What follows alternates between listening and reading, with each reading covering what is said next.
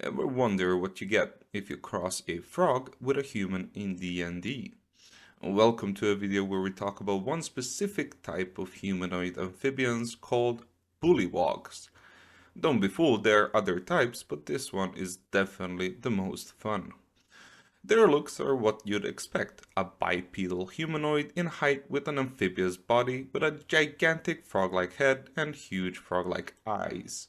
They live in the bogs and marshes of Toro and boldly proclaim themselves as the lords of the swamp. Even though they might seem like the usual cute half-human, half-animal amalgamation, they're an absolute disaster of a living being. Nature absolutely doesn't like bullywugs. These relentless amphibians are constantly driven by their insatiable hunger and are often devoid of any higher emotions or feelings. Unlike regular folks, these big-headed frogs either fail to comprehend or simply disregard the impact they have on their ecosystems.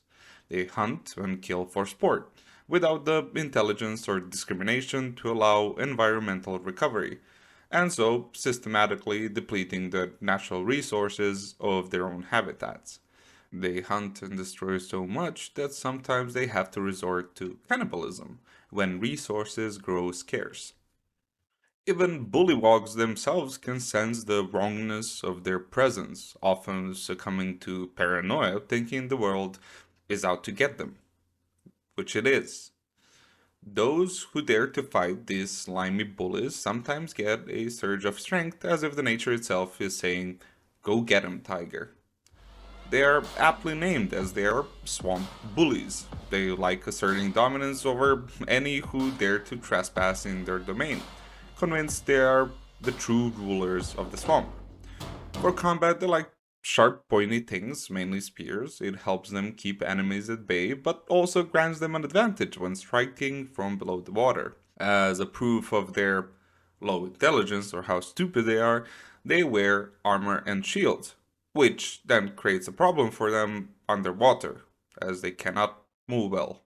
They fight mainly from ambush and then like using nets to trap their prey before poking them with their spears. Of course, they prefer to do this near swamps where they can hide better. Cooperation among bullywugs is merely a means to an end, just a survival strategy, an instinct. So, of course, with such a lovely approach to life, they have a whole Game of Thrones who will kill who type of society. They use murder as one of the two primary methods of getting ahead, but it has to be done in secret, since if they were found out to be offing their opponents, they would immediately get executed by others. So it has to be done in this subtle, behind the curtain type of way. They have one male chieftain, often whose word is law, and others like to give him trinkets as some tokens of submission. They also raid caravans and settlements, not just to acquire these tokens and wealth, but just to suck up to royalty bullywugs. They often take captives and parade them in front of the royalty. Now that you know more about the bullywugs, will you add them to your campaign and have your players go absolutely crazy for these weird creatures, or have you already done it?